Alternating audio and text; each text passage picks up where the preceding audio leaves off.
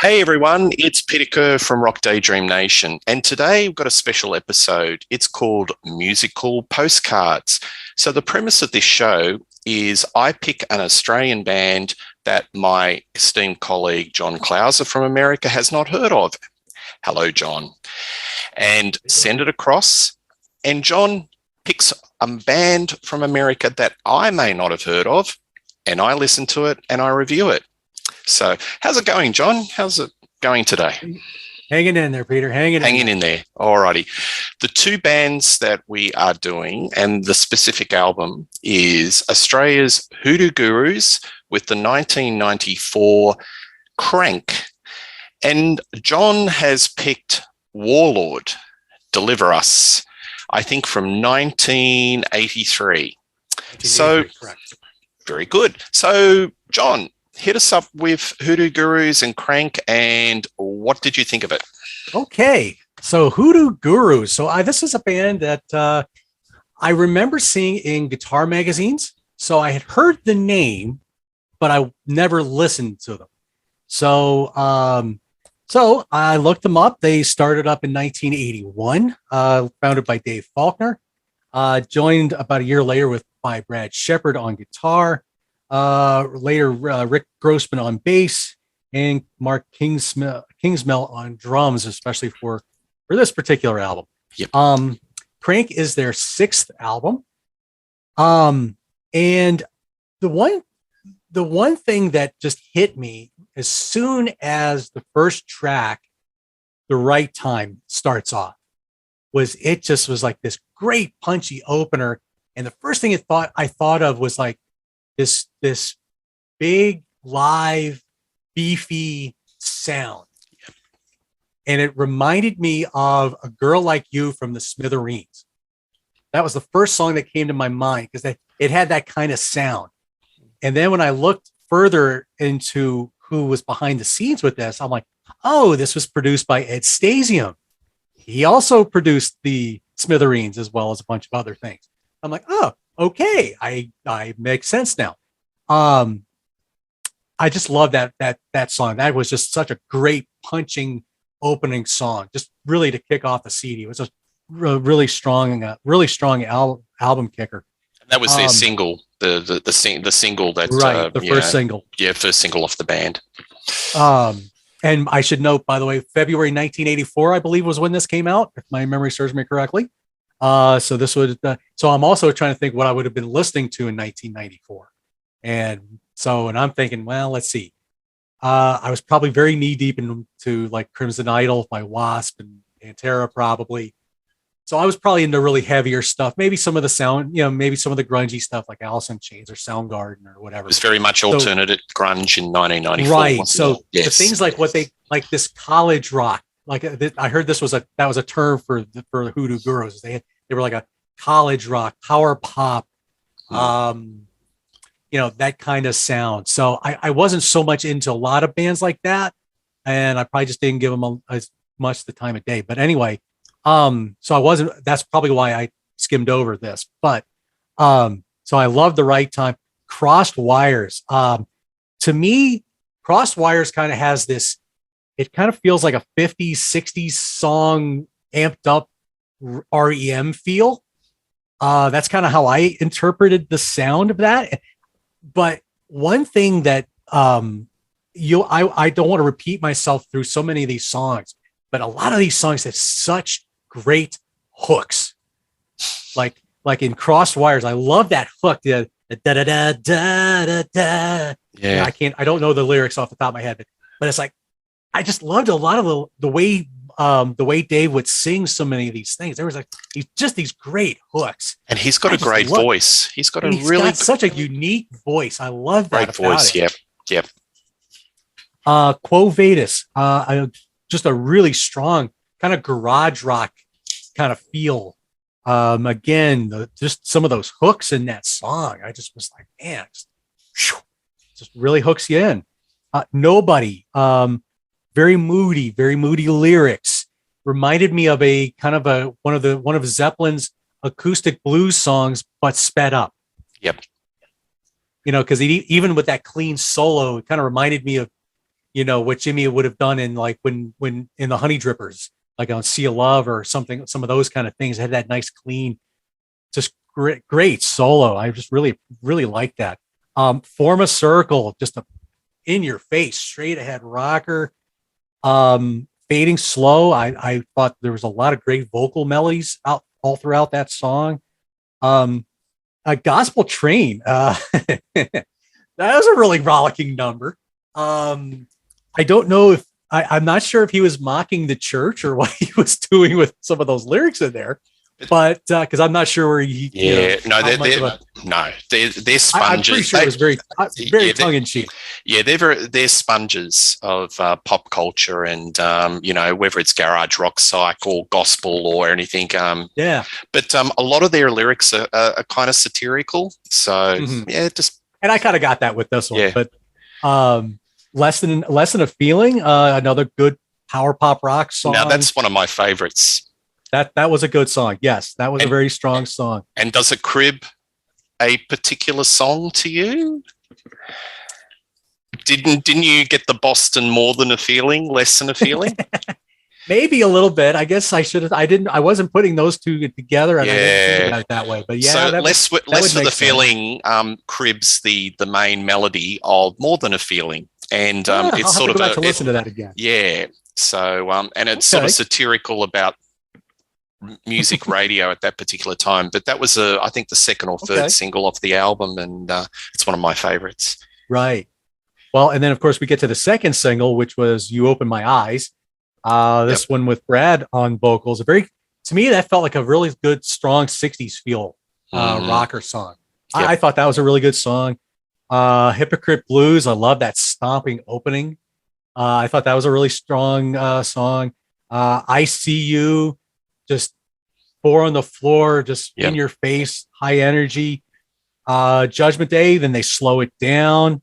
A good tempo song with that one, and then finally, 13 songs later, you have The Mountain, which at first, when it started, it didn't feel like an album closer until about halfway through the song, and then that outro and everything. Then I'm like, oh yeah, no. Now this feels like an album closer. Not only does it feel like an album closer, it felt like almost like a set closer. Yeah. It's just the way they were playing it out. It's just, this is a good time feel. And I thought that was really, really good. I really enjoyed that song. It's interesting. The version of this that I had, when I listened to it on Spotify, which was how I first heard it. I was like, wow, this is a really long album, 22 songs. Yeah, there's lots of bonus tracks on the special edition. I was like 9 bonus tracks. So I'm like, okay, so Roadhog was one that was an instrumental. I thought that was a pretty good song. Wait for the Sun was pretty good. End of the Line, pretty good. Television Addict, that sounded like that was a live track. Something I Forgot to Say, that was pretty good. Form a Circle was kind of strange. It was like that was like Form a Circle, but with like a doom. It was kind of like doomy sound, I guess. Doomy Sabbath chanting, something like late 60s. Form a circle. Yeah, pretty much. That was kind of weird. Wimp was pretty fun. I heard Her Call My Name, old Lou Reed song, and then ending off with Turn Up Your Radio with the Masters Apprentices. So they were kind of a garage rock band, great band of the 60s in Australia. So that's a little stonker. But I really enjoyed this album. At times it's like wow, 13 songs. It seems like it's a lot to digest. But then in times it's like what would you do to kind of trim it down? I'm like, well, gosh, I wouldn't know what to trim out of this, because there was a lot. To me, there were just a lot of strong tracks. So I probably would give this at least probably an 8 out of 10, maybe 8.5. Yeah. Okay. But I liked it so much that I also got Kinky. Yep. Which I thought was really good. I have only listened to it a couple of times, so I can't really talk about that one too much. And Magnum Come Louder. That's a heavy hitting album, that one. Come Anytime. I thought both of these albums were very, very good. So I'd like to, and they were, I believe, the 4th and 5th albums by the band. And And I also recommend this little one, Stone Age Romeos. This is their first. In my opinion, it's their best, but it's an Australian classic. So do yourself a favor and get that. Yeah, I would love to go back and find some of those early ones. And there's also Marsney guitars and look, their whole discography. They're fairly consistently high quality. They just put out a recent one. They, as a live act, they're fantastic. I've seen them must be 20 times. They were one of the first bands I saw when I was a teenager. Cool. I remember in school holidays, they had this thing where they'd have bands that would play in kind of adult licensed venues, but it was just for kids. And I'd see, and one of the very first bands I saw was Hoodoo Gurus. The first thing I remembered when I was like 13 or 12 was, gee, they're loud.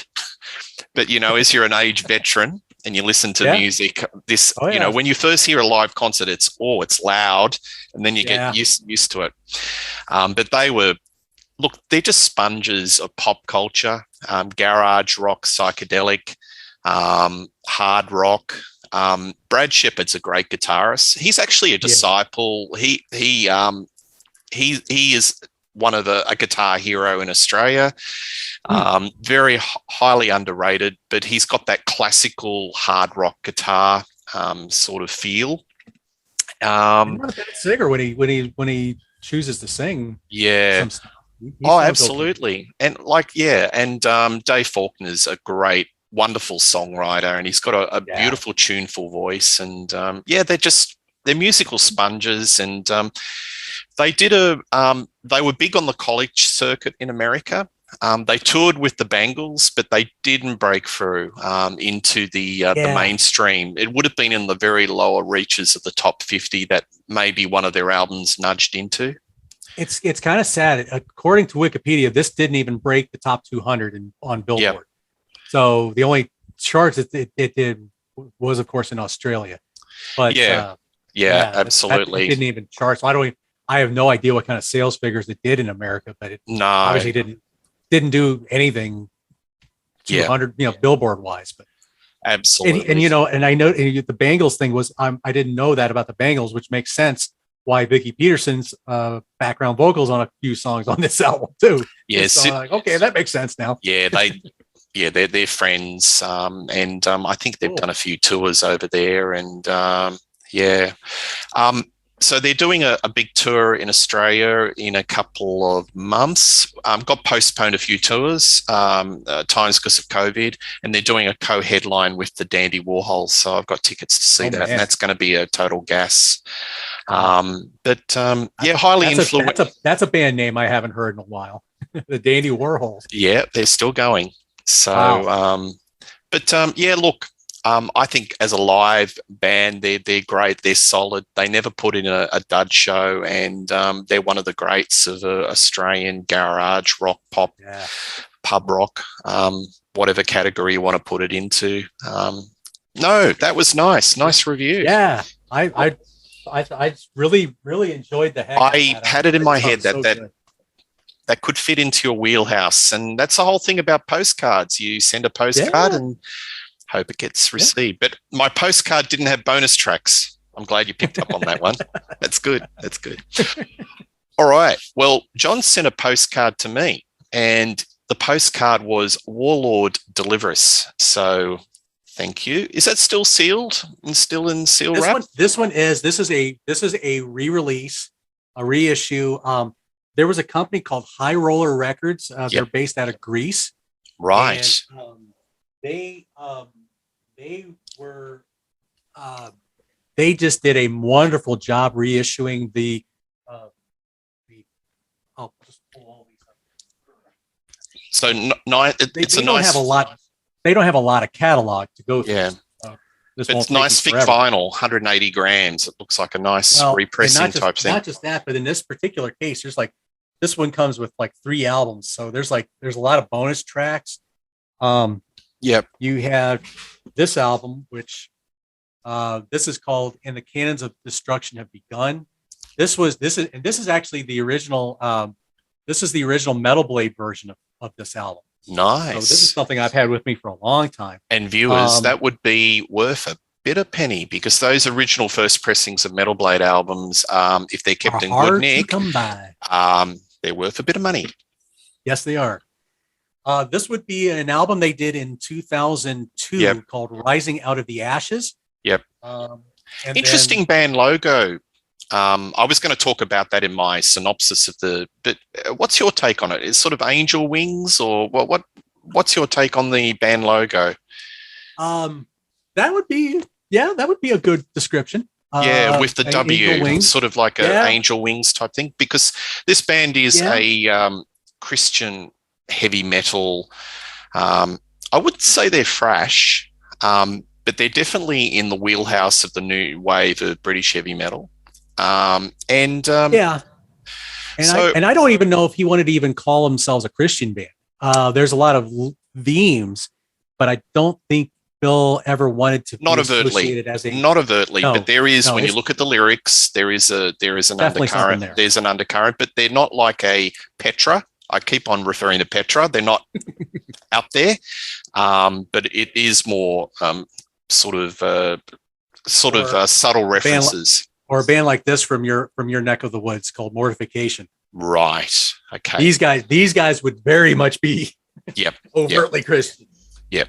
So I played this, and I was a little bit worried because "Deliver Us from Evil" is the first track, and started off with a military march, and I thought, oh, this is going to be a little bit cheesy because when you've got bands that are in the new wave of British heavy metal / power metal, it's a fine line between being on the wrong side of cheese.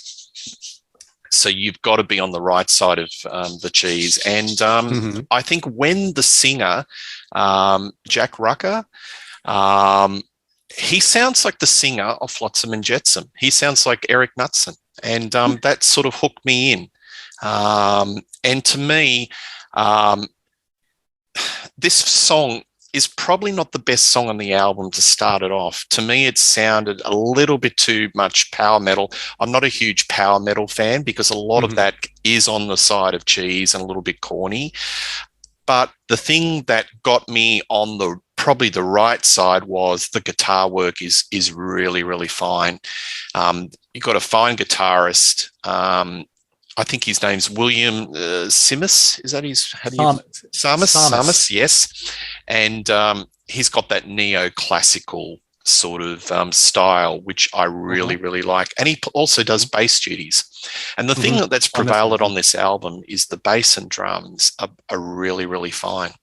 And a lot of those Metal Blade albums have very sort of cheap production values, and you can still hear that on this album, but there's enough of the musicianship and the songcraft that gets you over the line.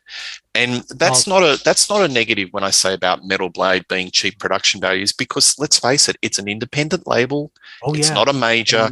They had a limited budget, and they just did what they did within the realms of what they could do. Think about this.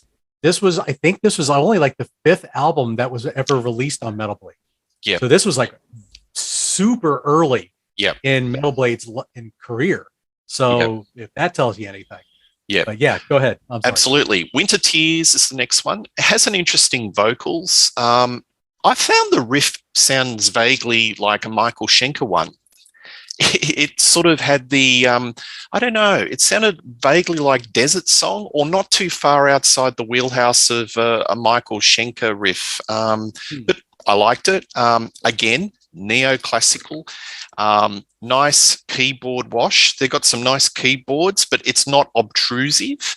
It doesn't overpower. It's still, the guitars and the bass are there, but it just had a nice underlay of keyboards.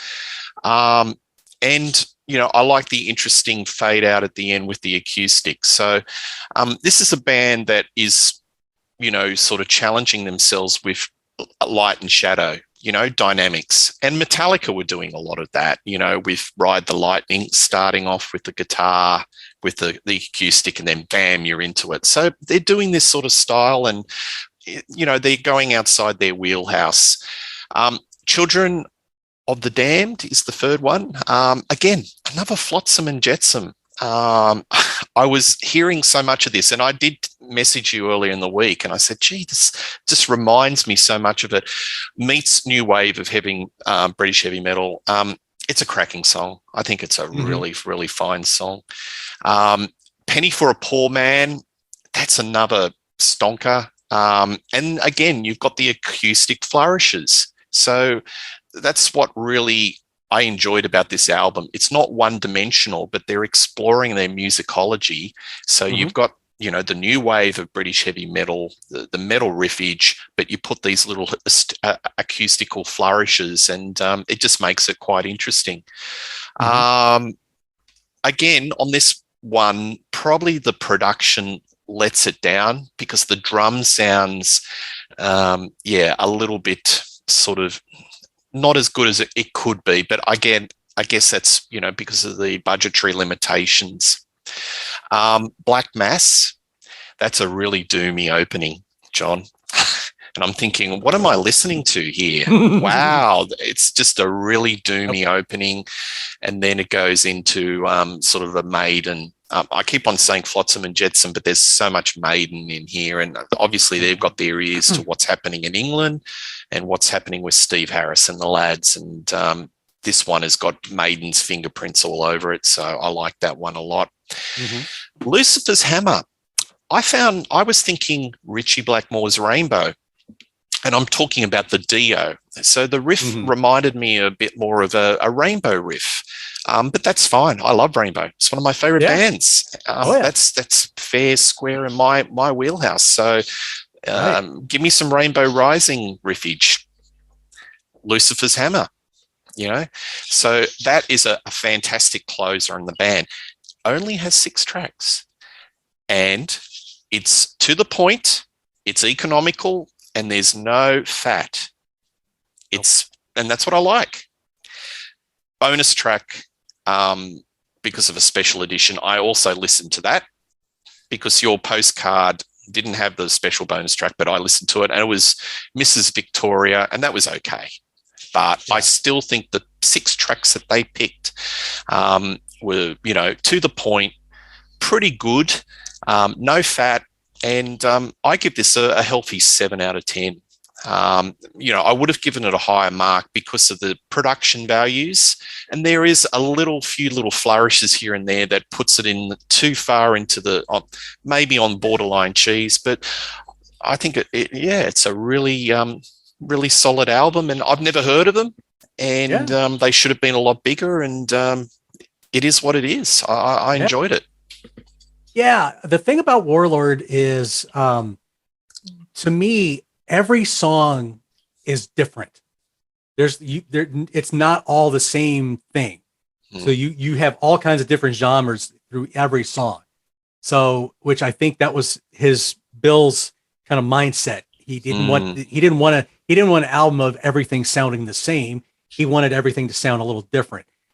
Epic metal, I think, was a term that they get a lot.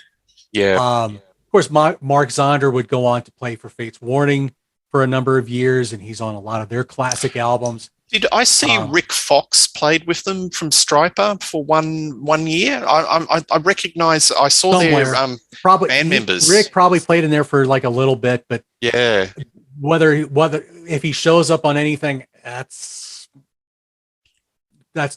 a good story. He may have made a coffee for the guys when they did a studio session. So they really never did any gigs back in the day. So time moved on. Bill decided to he decided to get out of the music business, and Bill kind of went on a totally different path. And then things started happening where, hey, there's some interest here. Can we? They wanted to do it again. I got a quick question for you. So with the band at that time, and you're a metal fan, you lived through it in that era. What would have been a good tour package that they could have supported that was touring around that time and may have generated some interest and got that band up and running? Oh man. any bands or tours in that neck of the woods that if Warlord was support, it might have been a different career. Around 83. Well, and if especially for Deliver Us with 83, and Cannons would have been about 84. So trying to think who would have been on Metal Blade at the time. Maybe Omen might have been starting off. Maybe I'm sort of thinking, what about somebody on a major record label? Major, I think maybe UFO or maybe an Iron Maiden or maybe I don't know, maybe even April Wine if they had gotten into the States. Yeah, interesting. I think, those would be some bands that come to my mind. Maybe Rainbow. Well, no, 80s Rainbow. Dio had already left, so probably not. I would think, I don't know, maybe UFO or Uriah Heep or Maiden or something like that. Yeah, I think that would have been a good thing. But I think the thing is, Bill, Jack Rucker he's not on the Cannons of Destruction. That's a different singer. He just was, he couldn't keep the singers.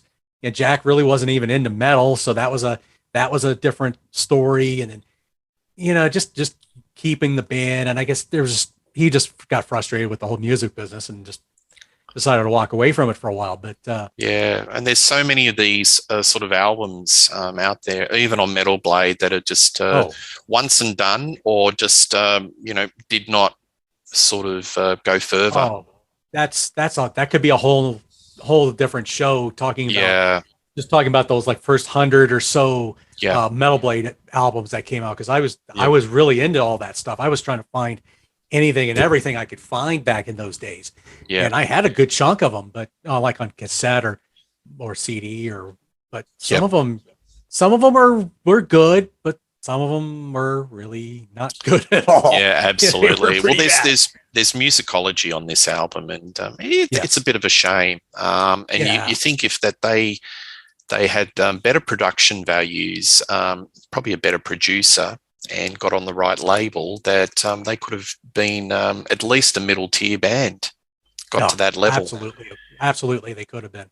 Because when you look at some of these albums that would come, this one especially, Deliver Us especially, this one just was huge in Greece. The Grecian people absolutely loved that album. Isn't that strange how certain territories just gravitate? Yeah. This one, live in Athens 2013. They were touring for their album the Holy Empire. Wow. That's really, that's the back. This was I don't know if this was at a Keep It True or which festival this was at, but this was just a crazy crowd. But they were just they start off, of course, with Deliver Us, and then the crowd's just like, whoa. Yeah. They're just like chanting along with the intro. Oh man, you think it was the second coming of Jesus the way absolutely.